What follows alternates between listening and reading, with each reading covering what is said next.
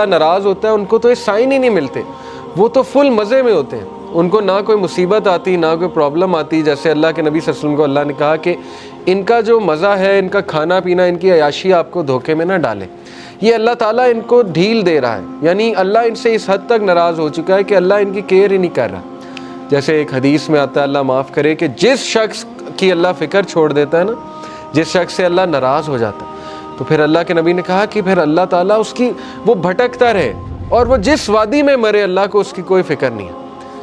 ये है असल में वो शख्स बदबख्त जिसने, और ये कौन है, वला तकूनु कल्लज़ीना नसुल्लाह फ़अनसाहुम अनफुसहुम। क्या तूने देखा उसको जो अल्लाह को भूल गया तो फिर अल्लाह ने उसको उसका आप भुला दिया। उलाइका हुमुल फ़ासिकून, यही तो फासिक है।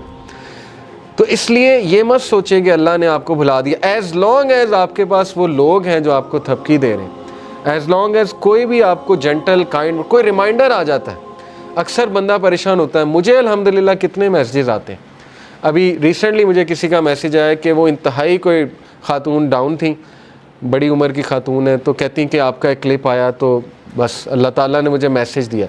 तो ये अल्लाह दे रहा है उन्हें, मुझसे तो अल्लाह ने उगलवाया, लेकिन ये कि मैसेज तो अल्लाह दे रहा है कि परेशान ना हो, अल्लाह ताला तुम्हारी हिफाजत कर रहा है, अल्लाह ताला संभाल लेगा तुम्हें, ठीक है। तो ये अल-लतीफ़ की इम्प्लीकेशन है आपकी लाइफ में। अगर आपने अल्लाह ताला का इस नाम की इम्प्लीकेशन फ़ील करनी अपनी लाइफ में, और किसी ना किसी के थ्रू अल्लाह आपको मैसेज भेजता है, ठीक है ना। आपको किसी क्लास में चले गए, ये भी मैसेज है। कोई हिदायत मिल गई, ये भी मैसेज है। अल्लाह के करीब आ गए, ये भी मैसेज है। अगर अल्लाह किसी को नापसंद करता है तो अपने करीब क्यों लाएगा, मुझे ये बताएं, ठीक है ना। एक बंदा कहीं और जा सकता है, क्लास में आ गया, दीन का लेक्चर सुनने आ गया, क्या ये निशानी नहीं है कि अल्लाह उससे राज़ी है? वरना तो अल्लाह ताला चाहता उसे कहीं और ले जाता, अल्लाह उसकी केयर छोड़ देता। तो जो दीन के कामों में लगा है उससे कैसे अल्लाह नफ़रत कर सकता? आप सोचें, जिससे अल्लाह दीन का काम, चाहे वो एक कदम चल के गया, चाहे वो किसी भी लेवल पे है। अब देखें आप लोग मुख्तलिफ़ लेवल्स में, किसी ने ये सेट किया, किसी ने कैमरा सेट किया, किसी ने एसी चलाया, तो क्या मतलब है कि अल्लाह ताला आपसे नफ़रत करता है? बिल्कुल भी नहीं। क्या अल्लाह आपसे राज़ी नहीं है? अल्लाह राज़ी है तो ये काम हो रहे हैं ना, वरना तो किसी और काम पे आप लगे होते। अल्लाह माफ़ करे, कितने लोग हैं वो इस टाइम पता नहीं क्या कर रहे हैं, कमरों में बैठे हुए अपनी लाइफ वेस्ट कर रहे हैं वगैरह वगैरह। बहरहाल अल्लाह सबसे मोहब्बत करता है और अल्लाह ताला बेशक अल-लतीफ़ है, अल्लाह ताला अल-ख़बीर है।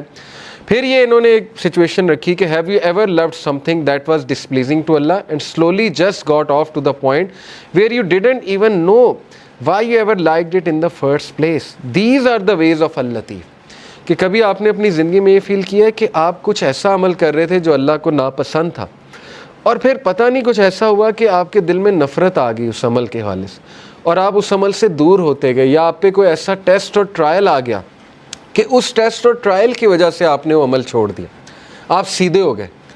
देखें ना, अल्लाह को पता है एक बंदे को सीधा कैसे करना है। अगर एक बंदा गुनाह में और वो दुआ किए जा रहा है अल्लाह से कि अल्लाह मुझे किसी तरह निकाल दे इससे, तो अल्लाह ताला उसको शायद कोई गम भेज दे, कोई टेस्ट और ट्रायल में डाल दे और वो बंदा अल्लाह के करीब आ जाए। तो ये भी अल-लतीफ़ की एक इम्प्लीकेशन है डेफिनेटली।